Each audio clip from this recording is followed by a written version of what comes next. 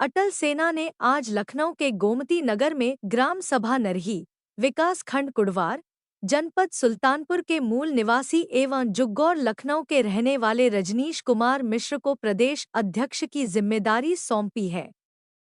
अटल सेना के राष्ट्रीय अध्यक्ष जेपी त्रिपाठी ने नियुक्ति पत्र जारी करते हुए कहा कि संगठन राष्ट्र सुरक्षा, देशभक्ति, देश की एकता और अखंडता, अपराध मुक्त एवं सनातन संस्कृति की रक्षा के लिए कार्यरत है। रजनीश कुमार मिश्र की संगठन के प्रति निष्ठा व ईमानदारी देखते हुए इन्हें जिम्मेदारी सौंपी है। रजनीश कुमार मिश्र के प्रदेश अध्यक्ष मनोनयन पर उनके समर्थकों में खुशी की लहर दौड़ गई है।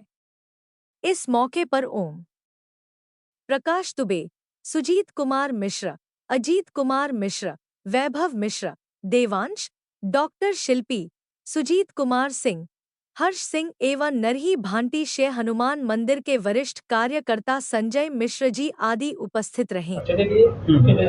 जी,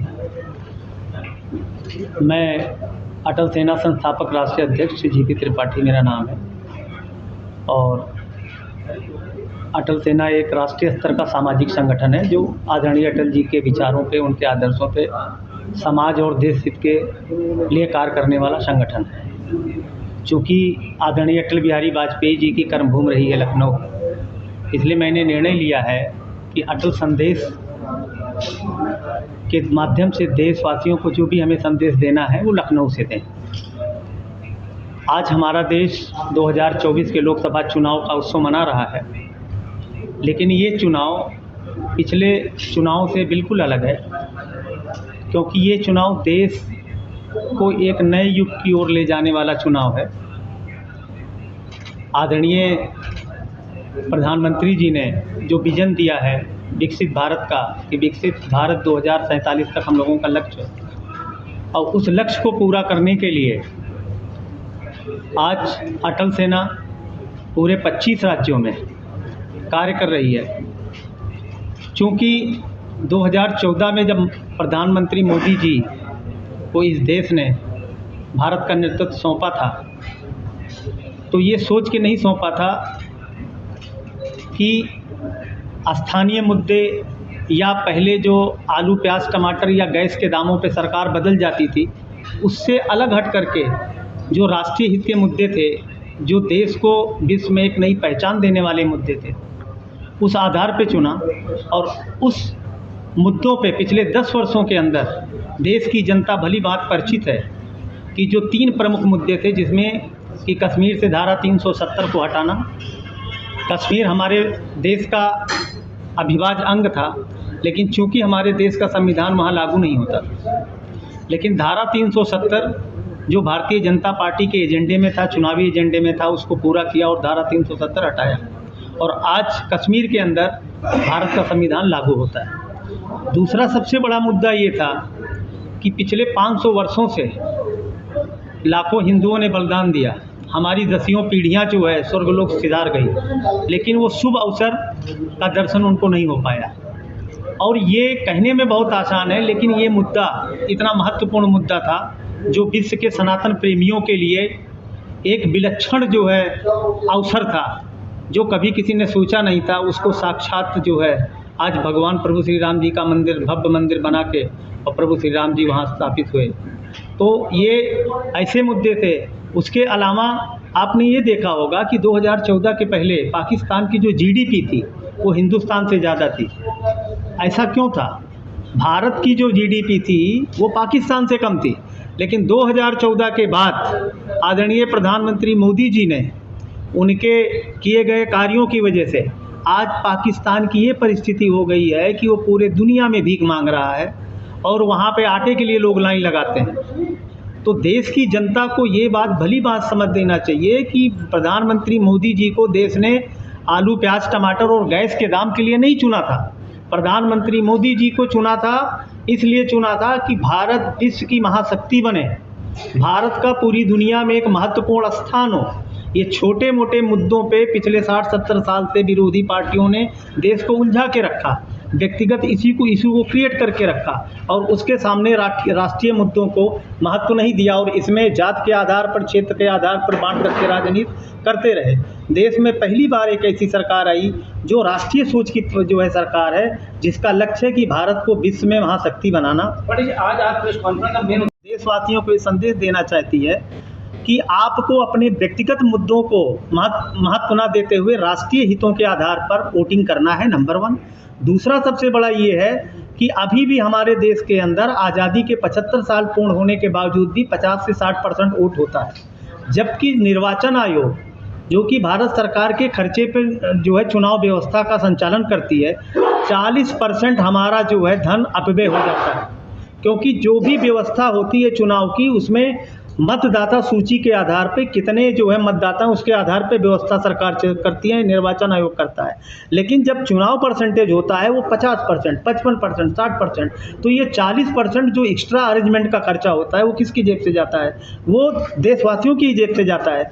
इसके लिए अटल संदेश ये है, सभी देशवासियों से हाथ जोड़ के प्रार्थना है कि आप अपने मताधिकार का प्रयोग करिए।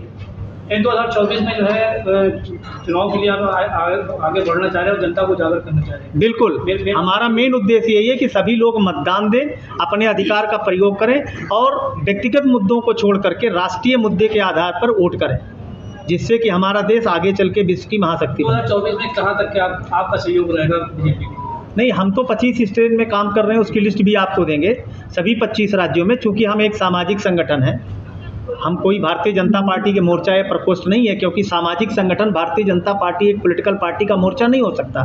जैसे आरएसएस है, विश्व हिंदू परिषद है, बजरंग दल है, अटल सेना है, ये सभी स्वतंत्र सामाजिक संगठन है। लेकिन चूंकि राष्ट्रीय हितों के आधार पर हम पार्टी को समर्थन देते हैं। सर, क्या लगता है कि अटल बिहारी वाजपेयी की जो सोच थी, जो समझ थी और जो उनके अंदर जो जज्बात थे, वो क्या अब नेताओं के अंदर बचा है? देखिए, वो चीज़ के बचूँगा कि अटल जी की जो सोच थी और जिस समय उन्होंने कार्य किया था, शायद अटल जी की विचारधारा और उनकी सोच नहीं होती तो शायद ये पार्टी इतने लंबे समय तक आज राजनीति में नहीं होती। ये फैक्ट है, क्योंकि अटल बिहारी वाजपेयी जैसे ही जो है एक सहनशील, जो समाज में सबको साथ लेके चलने वाले व्यक्ति थे, जिनका कोई दुश्मन नहीं था, उन्होंने इस पार्टी को संघर्ष करते हुए इस मुकाम तक लेके आए। अब चूंकि समय और परिस्थिति के हिसाब से कार्यप्रणाली को बदलाव करना पड़ता है। जब हम देख रहे हैं कि विपक्ष जो है हर तरीके, चाहे वो राष्ट्र का मुद्दा हो, चाहे वो राम मंदिर का मुद्दा है, उनका मतलब है हमको विरोध करना है, तो हमें उसी तरीके से उनको भी जवाब देने के लिए अपनी थोड़ी सी स्ट्रेटजी को बदलना पड़ता है।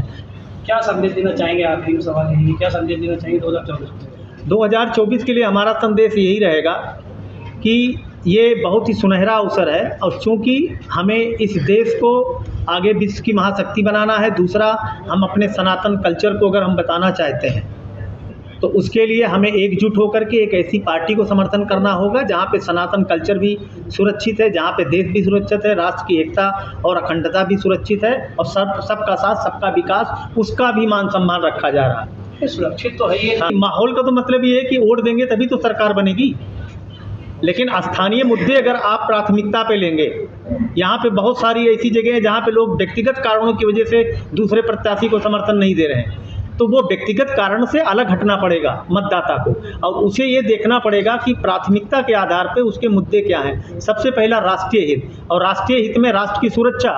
पिछले 10 वर्षों में कहीं भी आतंकवादी घटनाएं नहीं हुई है देश के अंदर, ये कोई साधारण बात नहीं है, नहीं तो पहले रोज बम विस्फोट होता था। और इसका श्रेय जाता है आदरणीय गृह मंत्री अमित शाह जी को कि आज हमारे देश में चुनाव भी हो रहा, हमारे देश में त्यौहार भी हो रहा और IPL का मैच भी खेला जा रहा। 140 करोड़ की आबादी में इतना बड़ा लोकतंत्र में चुनाव कराना इतना आसान नहीं है। लेकिन आप देखिए, कोई किसी आदमी के जो है मन में टेंशन है किसी सुरक्षा की। अखिलेश यादव कह रहे जो है पूरा ग्राउंड जो हमने बनाया, पूरा जो स्टेडियम हमने बनाया, अब उसका श्रेय जो बीजेपी के जाती है। देखिए, ऐसा है कि उन्होंने क्या बनाया क्या नहीं बनाया, उन्होंने अपने परिवार को बनाया, सफाई को बनाया, ये स्पष्ट है। और उनकी राजनीति और राष्ट्रीय हित की राजनीति में बहुत बड़ा अंतर है। हाँ, जी। अटल जो सेना है, इसके अलावा और किन कार्यों में सहयोग करती है? देखिए, हमारा मुख्य उद्देश्य होता है कि जो भी पार्टी राष्ट्रीय हित का कार्य करती है उसको समर्थन करना। और सरकार बनने के बाद मेरी जिम्मेदारी है जनता का संदेश सरकार और पार्टी तक, और पार्टी और जनता का संदेश जो है जनता तक। ठीक है। मैं प्रदेश उपाध्यक्ष रहा अटल सेना का। प्रदेश उपाध्यक्ष रहते हुए जो हमें कुछ दिशा निर्देश हमारे राष्ट्रीय अध्यक्ष की तरफ से मिला था, मैंने उसका निर्वहन करने का प्रयास किया। उसमें शायद मुझे राष्ट्रीय अध्यक्ष जी को लगा कि ये कार्य कर सकते हैं, संगठन में बहुत अच्छा कार्य कर सकते हैं, संगठन का कार्य निर्वाह कर सकते हैं, जो हमारा पार्टी दिशा निर्देश देंगे। तो उसके औचित्य पे आज हमें बड़ा हर्ष का विषय है कि राष्ट्रीय अध्यक्ष जी मेरे बीच में भी है। आज उनके हाथों में पत्र स्वीकार कर रहा हूँ, ये मेरे लिए हर्ष की बात है। तो मैं संगठन में रह करके जो दायित्व राष्ट्रीय अध्यक्ष जी ने मुझे दिया है, कोशिश करूंगा अंततः से उसको मैं प्रयास करूंगा कि जो है ज़्यादा से ज़्यादा जो है संगठन में मजबूत करने का प्रयास करूँगा।